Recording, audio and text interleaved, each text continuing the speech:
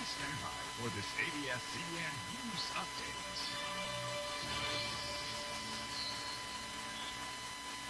Magandang umaga mula sa ABS-CBN News Center. Ako si Cindy Webb.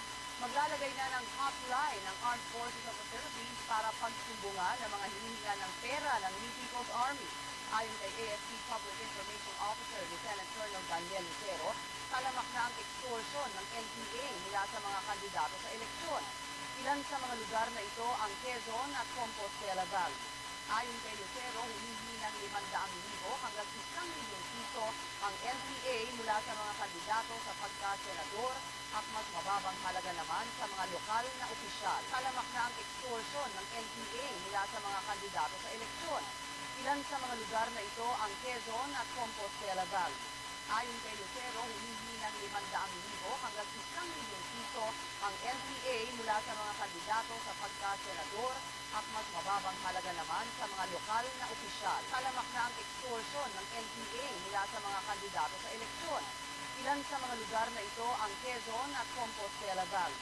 Ayon kay Lucero, humihingi ng 500,000 hanggang 1 milyong piso ang NPA mula sa mga kandidato sa pagka-senador at mas mababang halaga naman sa mga lokal na opisyal. Talamak na ang extortion ng NPA mula sa mga kandidato sa eleksyon.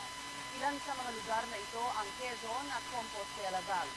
Ayon kay Lucero, humihingi ng 500,000 hanggang 1 milyong piso ang NPA mula sa mga kandidato sa pagka-senador at mas mababang halaga naman sa mga lokal na opisyal. Talamak na ang extortion ng NPA mula sa mga kandidato sa eleksyon. Ilan sa mga lugar na ito ang Quezon at Compostela Valley.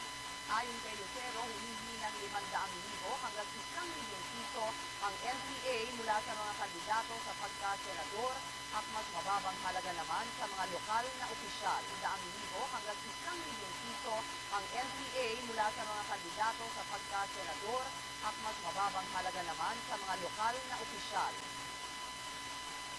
Samantala, narito ang mga balitang dapat abangan sa TV Patrol.